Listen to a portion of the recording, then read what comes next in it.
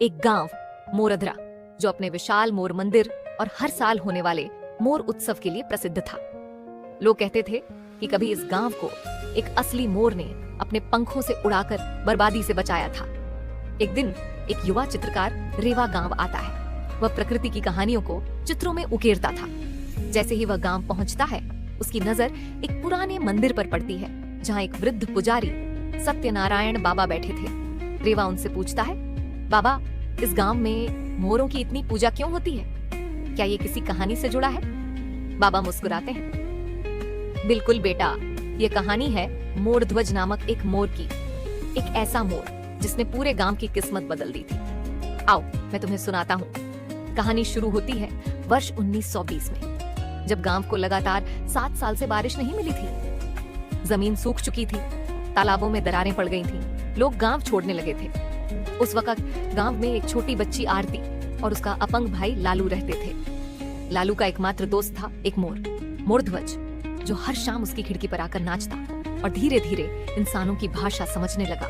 एक दिन लालू उदास बैठा था और बोला, काश मैं चल सकता तो पहाड़ों के पार जाकर बारिश ले आता। मोरध्वज ने उसकी आंखों में आंसू दिखे और उसी रात चुपचाप गांव के पहाड़ी इलाके की ओर उड़ गया।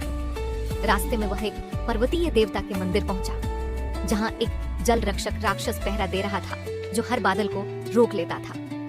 मोरध्वज ने उस राक्षस से विनती की कि वह बादलों को गांव तक जाने दे।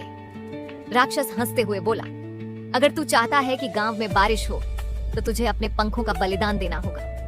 पंख जो तेरी पहचान है, जो तुझे सुंदर बनाते हैं। मोरध्वज बिना झिझके तैयार हो गया।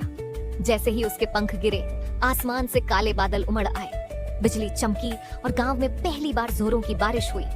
गांव वाले आनंद से झूम उठे, मगर लालू को अपने मोर की चिंता सताने लगी। वह रोज मंदिर जाता और मोरध्वज को ढूंढता, मगर वह कहीं नहीं मिलता।